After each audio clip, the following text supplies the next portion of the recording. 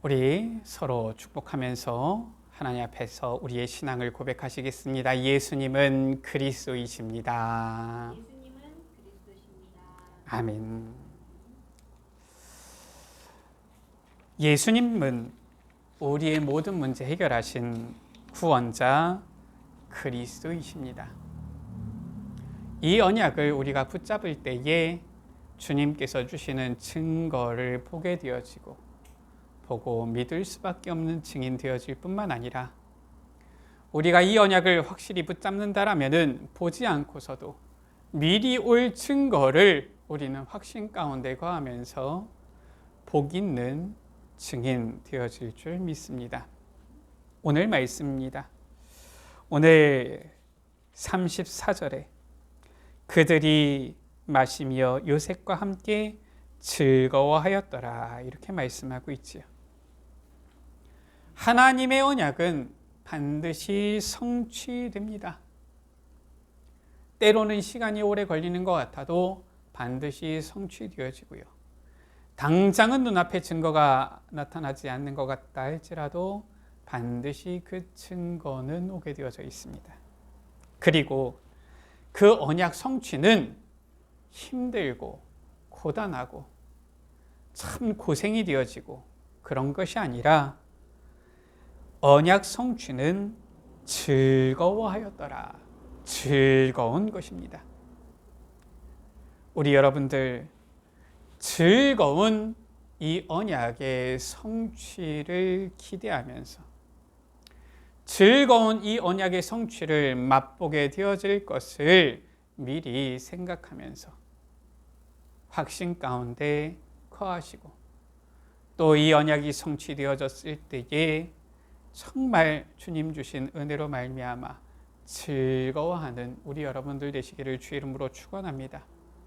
이 확신이 있을 때에 우리는 미리 기쁨, 미리 즐거움을 누릴 수 있게 되어지는 것입니다. 첫 번째입니다.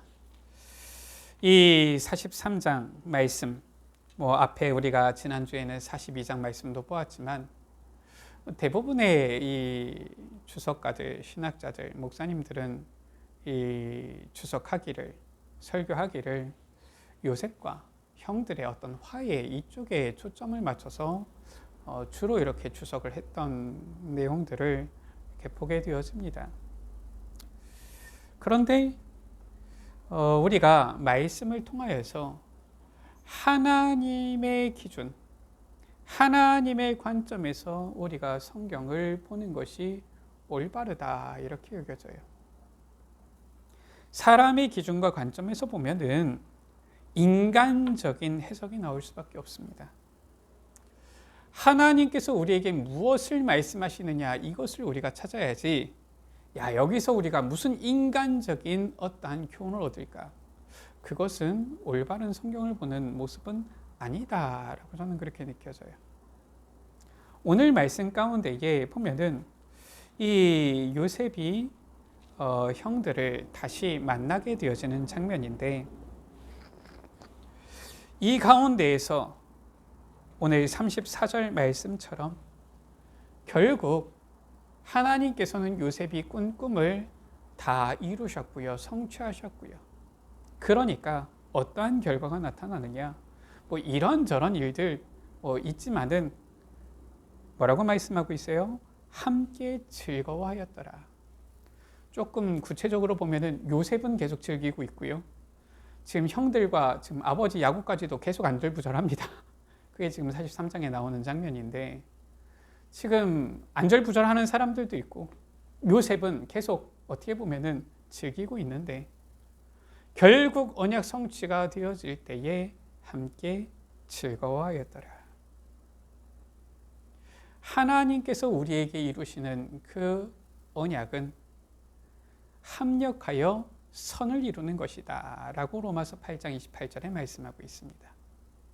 하나님께서 우리에게 약속하신 바 그 언약이 우리에게 해가 되거나 슬픔이 되거나 고통이 되거나 그러지가 않아요. 선을 이루시는 것이지요. 첫 번째입니다. 요셉의 형들이 양식을 사러 지금 두 번째 애굽으로 내려가게 되어집니다. 1절, 2절 말씀이지요. 지금 첫 번째 양식을 가지고 왔는데 돈이 전부 다 그 자루에 있어요. 겁납니다. 두려워합니다. 보니까 이 서로 혼이 나서 떨며 돌아보면서 하나님이 어찌하여 이런 일을 우리에게 행하셨는가 이러면서 두려워하지요. 이런 지금 이 요셉의 형들입니다. 그런데 1절에 그 땅의 기근이 심하고 이 기근이 계속 심한 거예요. 지금 곡식을 양식을 사가지고 와서 얼마나 버텼는지는 알 수가 없습니다. 그런데 다시 이제 사러 갔을 때에는 벌써 이제 2년 기근이 든 지 2년이 되어진 때지요. 그러니까 지금 뭐 몇 달을 먹은 건지 아니면 양식을 사가지고 와서 1년을 버틴 건지는 알 수가 없지만 기근이 지금 심해요. 그리고 애굽에서 가져온 곡식을 다 먹었고 이제 먹을 게 없는 겁니다. 가나안 땅의 기근이 심하여서 이제 그의 아버지 야곱이지요. 그들에게 말합니다. 아들들에게 말합니다. 다시 가서 우리를 위하여 양식을 조금 사오라. 다시 양식을 사야 할 상황이 된 거예요. 참 이 야곱도 아들들에게 참 말하는 게 좀 부탁 아닌 식으로 참 안타깝지요. 우리를 위하여 양식을 조금 사와라. 근데 야곱도 알고 있는 겁니다. 베냐민을 보내기는 싫고 베냐민을 보내지 않으면 다시 못 간다. 지금 이런 상황인 것을 아는 거지요. 자, 이때 야곱은 베냐민을 보내기 싫은데 이 베냐민을 보내지 않으려던 야곱을 유다가 설득하는 겁니다. 어떻게 설득합니까? 이 유다가 아버지 야곱에게 말하지요. 9절에 내가 그를 위하여 담보가 되겠습니다. 담보가 되어서 내가 이 아들 베냐민을 꼭 데리고 오겠습니다 하면서 야곱을 설득하는 것입니다. 그 내용이 3절부터 10절에 쭉 나오지요. 유다가 야곱에게 말합니다. 그 사람이 험히 우리에게 말하였습니다. 아우가 함께 오지 아니하면 내 얼굴을 보지 못하리라. 아버지께서 아우 베냐민을 우리와 함께 보내시면 우리가 양식을 살 텐데 보내지 아니하시면 우리는 내려갈 수가 없습니다. 왜냐?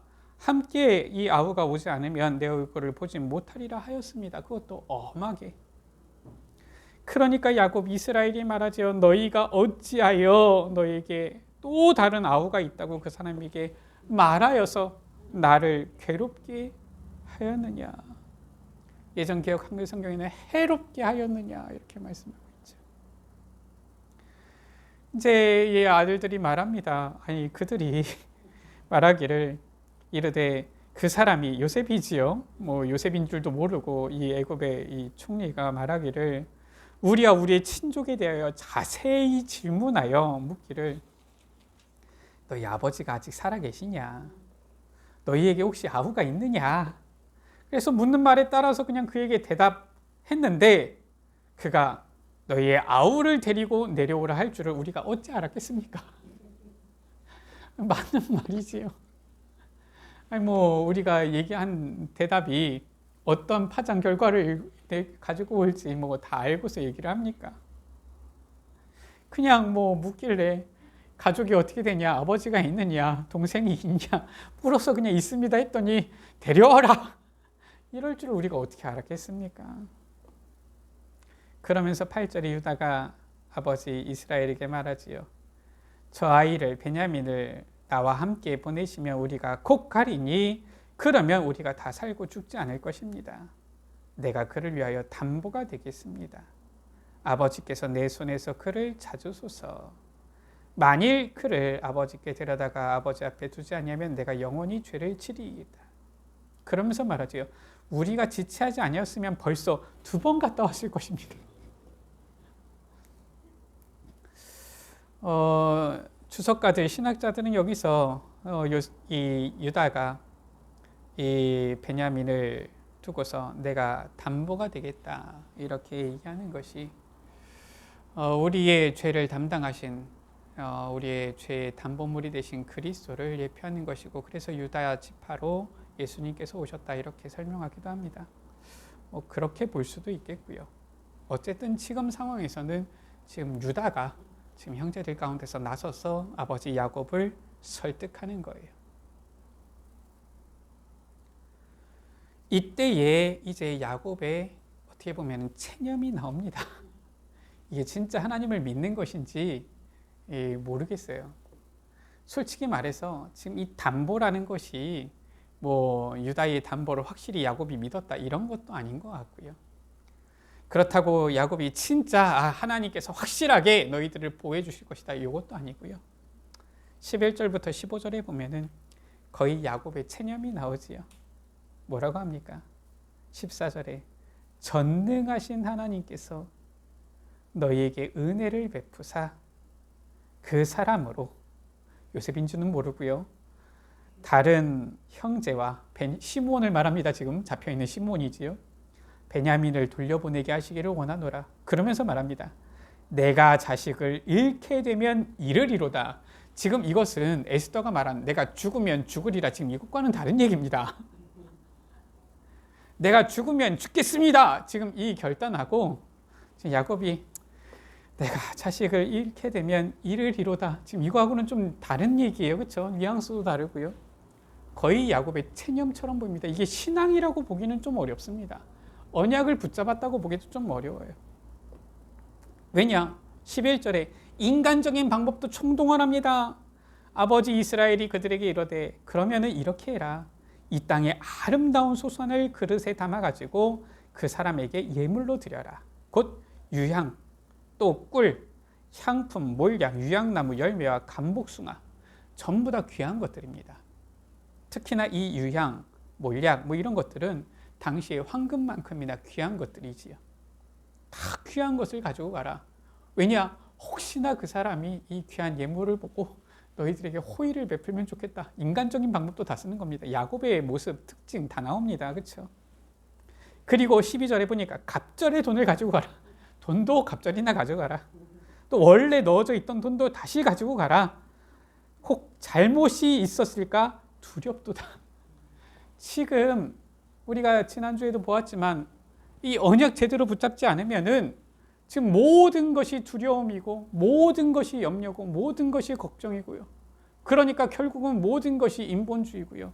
나중에는 자신의 어떤 능력대로 할 수 없는 한계에 부딪히잖아요. 그러니까 결국 체념하게 되어지고요. 참 언약 놓치면은 인생살이가 참 고달파집니다. 그렇죠? 그러면서 13절에 이제 아우도 데리고 떠나 그 사람에게 가라. 그러면서 전능하신 하나님께서 은혜를 베푸사 돌려보내게 하시기를 원하노라. 내가 자식을 잃게 되면 잃으리로다. 거의 체념한 이 야곱 앞에서 이제 형제들이 예물을 마련하고 갑전의 돌을 가지고서 베냐민을 데리고 애굽에 내려가서 요셉 앞에 서게 되어지는 겁니다. 솔직히 이 시간 동안 요셉은 얼마나 기다렸겠습니까? 아니 시므온 잡아놓고 있으면은 빨리 오겠지 생각한 거 아닙니까? 요셉은 그렇지 않겠습니까? 아니 인질을 한 명 잡아놓고 있는 거 아닙니까? 그런데 이 야곱은 베냐민을 아껴가지고 시므온이 잡혀 있는데도 지금 얼마나 지났는지 모르겠지만은 못 보내는 거예요. 시므온도 걱정이 되겠지만 야곱의 입장에서는 지금 베냐민을 더 아끼는 거지요. 요셉은 분명히 잡아놓고 있는데 금방 안 와요. 벌써 2번이나 왔어요. 시간이 지났는데도 안 와요. 얼마나 지금 이 요셉은 기다렸겠습니까?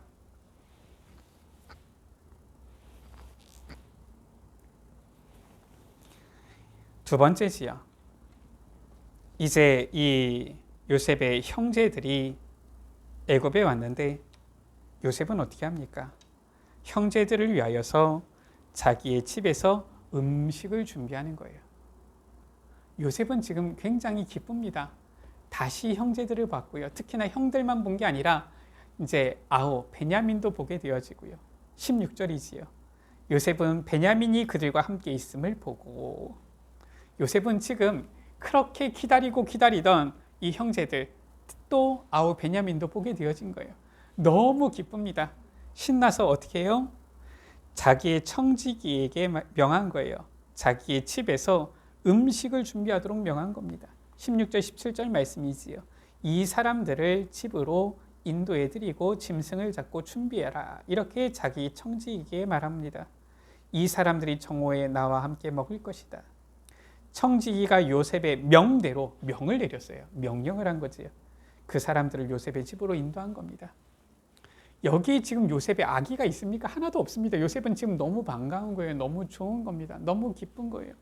아니 벌써 왔어도 2번이나 왔을 이 형제들이 안 오고 있다가 이제 오니까 얼마나 기다리고 있다가 지금 반가워가지고 야 왔구나 보고서 청지기에게 명한 거죠. 야 음식을 지금 준비해라. 요셉은 지금 너무 기쁜데 18절에서 24절이지요. 형들은 지금 두려워서 안절부절 못합니다. 18절에 그 사람들이 요셉의 집으로 인도됨에 두려워하여 이르되. 참 요셉은 지금 즐기고 있고요. 누리고 있고요. 기쁘고 행복한데 언약 붙잡고 있으니까 그냥 모든 것이 기쁘고 행복해요. 근데 언약 놓치고 있는 이 형들은 지금 모든 일, 요셉이 심지어 호의로 한 것도 엄하게 지금 이렇게 한 것뿐만 아니라 지금 이 호의로 하는 것도 다 두려운 거예요. 요셉이 엄하게 말한 것도 엄하게 하려고 한 겁니까? 그게 아니잖아요. 자기를 일단은 신분을 일단은 나타내지 않으려고 그런 것인데 쉽게 얘기하면 요셉이 어떻게 보면은 장난 아닙니까? 그런데 이 모든 것들이 지금 형들에게는 다 두려운 거예요. 두려워하여 이르되 전번에 우리 자루에 들어있던 돈의 일로 우리가 끌려드는도다. 언약 놓치면은 쓸데없는 고민 많이 합니다. 아니 어디 보니까 돈 때문에 우리가 여기 끌려들었다. 우리가 지난주에도 보았지만은 야 우리가 동생을 판 일로 이렇게 되었다. 뭐 그런 이유가 어디 나와 있습니까? 그런데 지금 어떤 얘기를 할 때마다 지금 이 형들은 모든 게 지금 다 두려운 거예요. 야 이거 그것 때문이 아니냐, 이거 저것 때문이 아니냐. 모든 염려를 다 가져오는 거지요. 우리를 억류하고 달려들여 우리를 잡아 노예로 삼고 우리의 나귀를 빼앗으려 함이로다. 소설도 잘 씁니다. 그죠? 완전 소설 아닙니까 이거? 무슨 요셉이 이런 마음이 있습니까? 염려, 근심, 걱정하면은 어떻게 보면은 이 없는 소설도 짓게 되는 거지요. 자, 그래서 그들이 요셉의 집 청지기에게 가까이 나아가서 말합니다. 지금 요셉하고는 얘기할 시간도 없어요. 왜냐? 요셉이 지금 사무가 바쁩니다. 그러니까 요셉하고 말할 수도 없고 그 집 청지기에게 나아가서 지금 들어가지도 못합니다. 그 집 문 앞에서 그에게 말하기를 내 주여 우리가 전번에 내려와서 양식을 사가지고 여관에 이르러서 자루를 풀어보니까 각 사람의 돈이 그 전액 그대로 자루하기에 있어서 토로 가져왔습니다. 그리고 이번에 양식 살 다른 돈도 우리가 가지고 왔습니다. 우리 돈을 우리 자루에 넣은 자는 누구인지 우리가 알지 못합니다. 지금 변명도 하고 지금 별의별 얘기를 다 합니다. 청지기가 말하지요. 너희는 안심하라, 두려워하지 말라. 지금 청지기에게 너희는 안심하라, 두려워하지 말라 이런 얘기를 듣습니다. 이거 주님한테 듣는 얘기도 아니고요. 예수님께서 너희는 두려워하지 말라 이런 얘기를 우리가 들어야 될 텐데 지금 이 형들은 예수님도 아니고요. 뭐 하나님으로부터 듣는 것도 아니고 청지기에게 안심하라, 두려워하지 말라. 그러면서 청지기가 말하죠. 너희 하나님, 너희 아버지의 하나님이 재물을 너희 자루에 넣어 너희에게 주신 것이다. 그러면서 시므온을 그들에게 이끌어낸 거예요. 이 시므온이 지금 잡혀 있었다가 이제 드디어 이제 나온 거지요. 그리고 24절에 그들을 요셉의 집으로 인도하여서 물을 주어 발을 씻게 하고요. 그들의 나귀에게 먹이를 준 겁니다. 귀한 손님을 대접하는 모습이지요. 특히나 이 당시 때 발을 씻게 했다. 발 씻을 물을 주었다. 어떻게 보면은 아주 정중하게 겸손하게 모시는 이러한 모습이지요. 아니 지금 이 형들 악한 마음이 있었으면 요셉이 이렇게 했겠습니까? 그게 아닌 거예요. 요셉에게는 지금 전혀 악의가 없어요. 언약 붙잡고 지금 막 누리고 있는 겁니다. 형제들이 왔으니까 지금 자기 할 수 있는 대로 잘 대접하는 것이지요. 그래서 25절에 형들이 음식을 먹겠다 함을 들었으므로 예물을 정돈하고 기다리고 있는 것이지요. 자, 이렇게 이 두려워하는 형들을 안심하게 하고요. 정중하게 대접하면서 발 씻을 물도 준 거예요. 그리고 이 25절에서 34절에 보니까 집으로 돌아온 요셉은 형들의 안부를, 또 아버지의 안부를, 또 베냐민을 이렇게 보고요. 이 음식을 차리고 같이 먹으면서 함께 즐거워한 것이지요. 26절에 요셉이 산물을 보고 돌아온 모양이에요. 집으로 오매 예물을 요셉에게 드리고서 이 형제들이 땅에 엎드려 절하는 겁니다. 11별이 절하는 이 장면, 이 언약 꿈이 성취되어졌지요. 전에는 형님들의 볕단이 내게 내 볕단에 향하여 절하더이다. 형들이 절하더니 이제는 이 요셉의 형제 베냐민까지 11명이 다 요셉에게 엎드려 절하게 되어집니다. 27절에 요셉이 안부를 묻지요. 그들의 안부를 묻고 또 이르되 너희 아버지 너희에게 말하던 그 노인이 안녕하시냐? 아직도 생존해 계시느냐? 요셉이 얼마나 궁금하겠어요. 빨리 올 줄 알았더니 늦게 와가지고 혹시나 괜찮으신가 궁금할 거 아닙니까?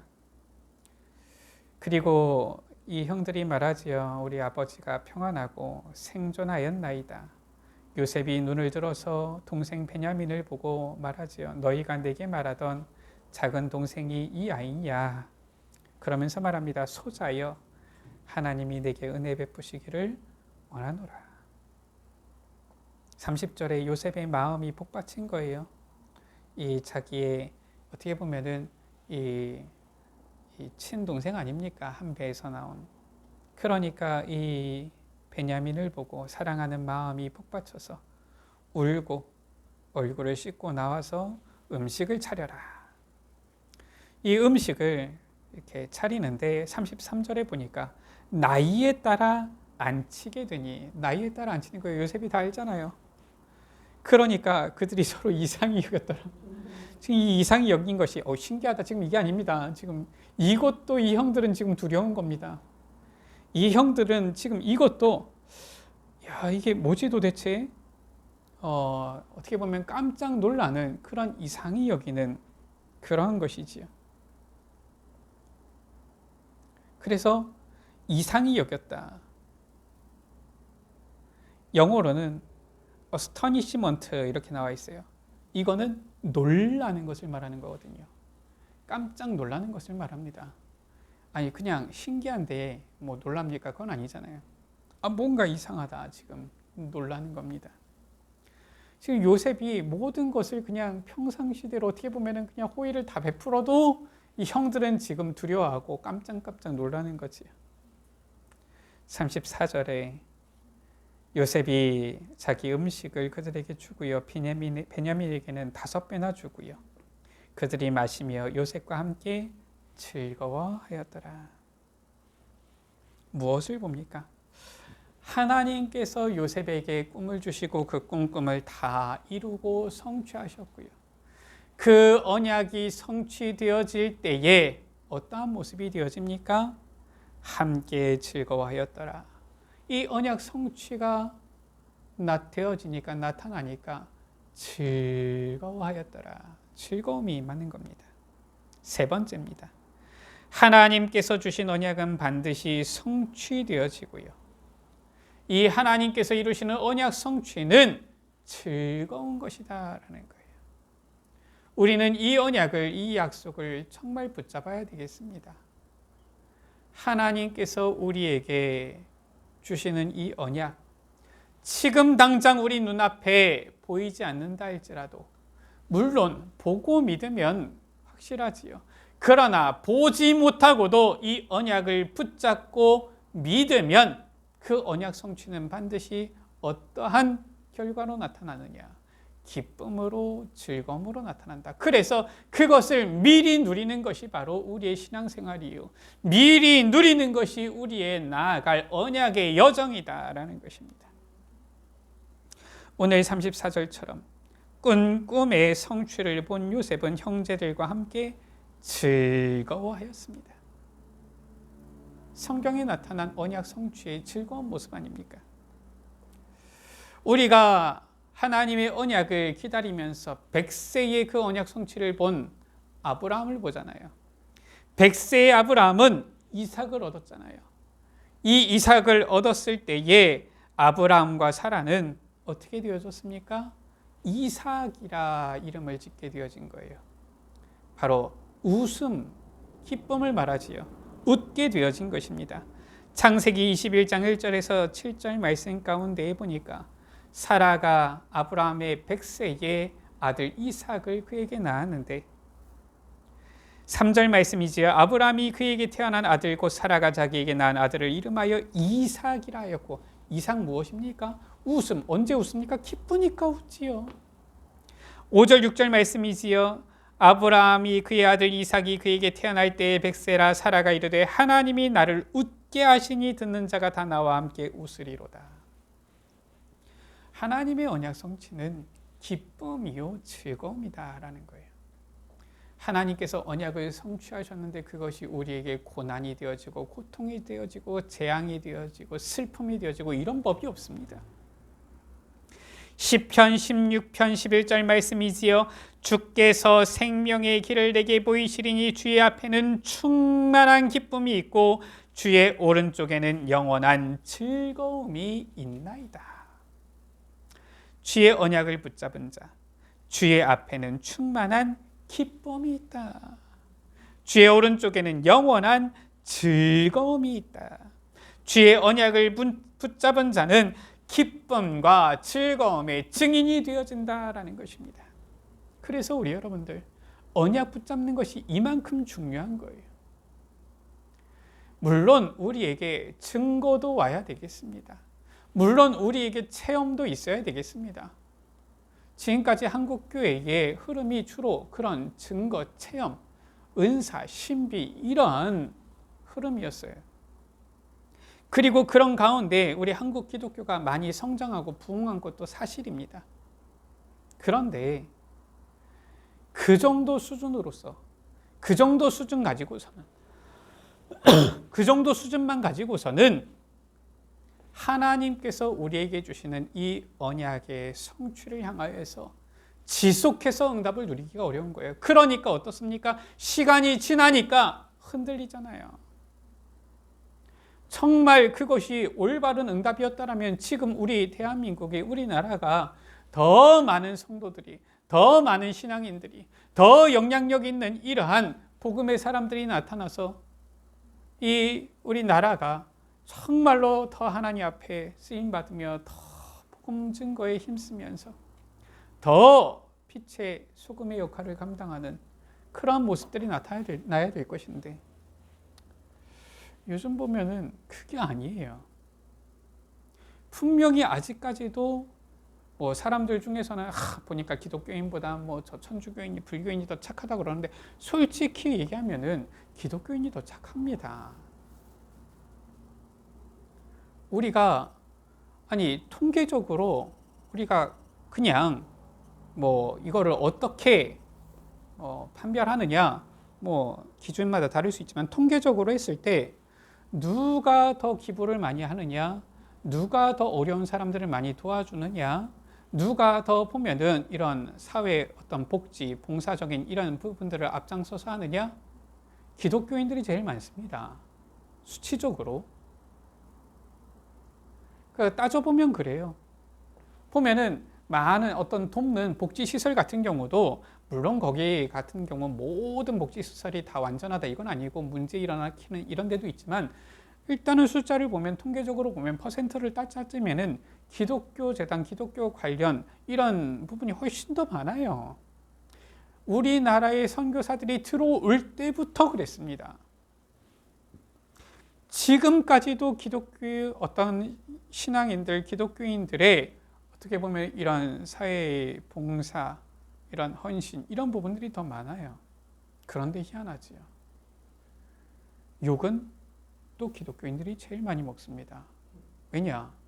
물론 제일 많은 이러한 퍼센트를 차지하다 보니까 그 중에서 잘못하는 사람들도 있지요.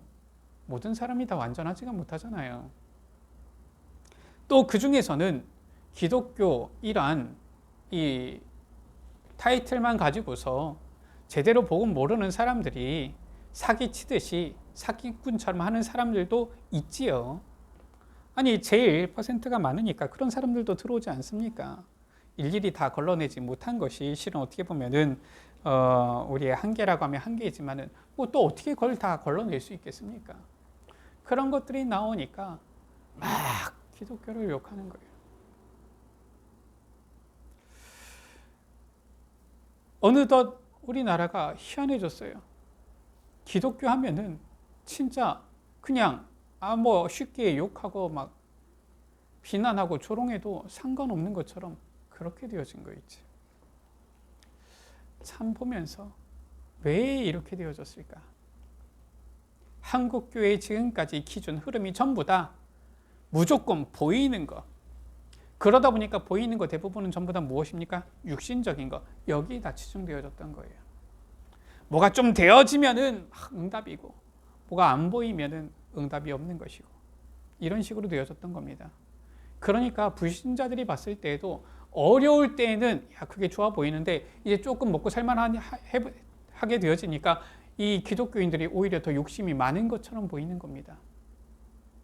또 자기밖에 모르고 독선적인 것처럼 보이는 거예요. 왜냐? 눈에 보이는 거 이것만 쫓아가니까요. 오히려 불신자들이 점점 저 불교나 천주교, 무소유 뭐 이런 거를 더 이제 더 어떻게 보면은 훌륭하다 이렇게 보는 거 있지요. 신부들, 수녀들 제가 정확하게 모르겠는데 한 달에 100만 원 받는답니다. 근데 한 달에 100만 원 받아도 돼요. 왜냐? 자기 이 신부 수녀가 자기네들이 집을 사야 되는 걱정 안 해도 되거든요. 다 줍니다. 먹을 거 다 줍니다. 입는 거 그거밖에 없거든요. 다 줍니다. 쓸 일이 없어요. 100만 원이라도 되는 거예요. 근데 100만 원밖에 안 받는다. 또 그것도 아껴가지고 또 기부한다더라. 대단하다. 보니까 뭐 사찰에 있는 중들 보니까 뭐 무소유 하면서 맨날 보니까 이 템플 뭐 이런 스테이 하면서 절밥이라 그러지. 보니까 막 고기 이런 것들도 안 먹고 맨날 채소만 먹고 막 이런다더라. 왜냐? 육신적인 거 눈에 보이는 것만 따지면은 불신자들은 그게 더 대단해 보이는 거예요. 그러면서 어떻게 합니까? 목사들은 돈 많잖아 이러면서 목사들은 돈 좋아하고 목사들은 보니까 욕심이 많고 이렇게 보는 겁니다. 지네들이 목사 해봤나? 물론 돈 많은 목사님들도 있어요. 근데 보니까 돈 많은 중들도 많더만요. 돈 많은 저 신부들도 많더만요. 신부 되니까 자기가 있는 거 전부 다 뭐 재산 전부 다 팔아가지고 뭐 다 헌금합니까? 그렇지도 않더만요. 신부들도 자기 돈 많은 사람들이 있더라고요. 재산이 있는 사람들은 있어요. 목사가 돈 많으면 무조건 나쁜 놈이고 신부하고 중이 돈이 많으면은 그거는 뭐 상관없고 이렇습니까? 근데 그게 왜 그러느냐? 한국 교회의 흐름이 지금까지 전부 다 눈에 보이는 증거, 보이는 증거 이것만 강조했기 때문에 그래요. 하나님께서 눈에 보이는 증거도 우리에게 주십니다. 그러나 중요한 것은 무엇입니까? 우리가 난 예배 때도 보았지만 보지 못하고 믿는 자는 복되도다. 하나님의 언약은 반드시 성취되어지고요. 그 언약 성취는 합력하여서 선을 이루는 거예요. 기쁨이요 즐거움이 되어지는 것입니다. 그것을 미리 누릴 수 있다라면은 미리 보고 미리 누릴 수 있다라면은 우리 눈앞에 당장 육신적인 눈앞에 보이는 증거가 없다 할지라도 우리는 믿음 속에서 확신 가지고 담대한 증인이 되어질 수 있는 것입니다. 이것을 지금 43장은 우리에게 말씀하고 있어요. 요셉이 형들에게 팔려가면서 당장 봐라 이제 곧 증거 올 거다 이랬습니까? 그거 아니잖아요. 그러나 시간이 지나니까 언약은 성취되어졌고요. 그때에는 언약이 성취되어지니까 뭐 꼭 눈에 보이는 증거를 원한다 이게 아니더라도 오는 거예요. 되어지는 겁니다. 기쁨과 즐거움이 오게 되어지는 거예요. 말씀을 마칩니다. 하나님께서 주신 언약은 반드시 성취되어지고요. 그 언약 성취는 즐거운 것입니다. 오직 주의 언약만을 붙잡고 기쁨과 즐거움을 누리는 그리스도의 증인 되시기를, 정말 이 기쁨 누리는 우리 모든 예수빛 가족들 되시기를 주의 이름으로 축원합니다. 지금 당장 우리 눈앞에 증거가 없다 할지라도 괜찮습니다. 언약이 있으면 그 언약이 곧 증거인 것입니다. 그 언약 붙잡고 즐거워하는 기쁨을 누리는 우리 예수빛 가족들 되시기를 주의 이름으로 축복합니다. 기도하십니다. 하나님 감사합니다. 우리에게 주신 주님의 언약, 주의 이 말씀은 반드시 성취되어지며 이 주의 언약 성취는 기쁜 것이요 즐거운 것이라고 우리에게 말씀을 통하여 확인하게 하시니 감사를 드립니다. 모든 것 합력하여서 선을 이루시는 주님을 우리가 믿고 신뢰하며 의지합니다.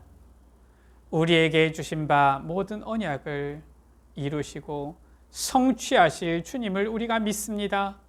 기쁨으로 즐거움으로 이 언약을 붙잡고 이 언약 성취를 미리 누리며 즐기게 하여 주옵소서. 우리 개개인에게 주신 언약, 또 우리 예수빛 교회에 주신 언약, 또 우리를 통하여서 이제는 이 복음이 전달되어질 후대들에 대한 렘넌트에 대한 언약, 주님께서 다 이루시고 성취하실 것을 믿사오니 오늘을 살아가는 여기 모인 주의 자녀들 미리 확신 속에서 기뻐하고 즐거워하며 감사함으로 누리게 하여 주옵소서. 이 언약 가운데 거하며 언약 성취의 증인이 되어지도록 주님께서 축복하여 주옵소서. 우리 구주 예수 그리스도의 이름으로 기도드립니다. 아멘.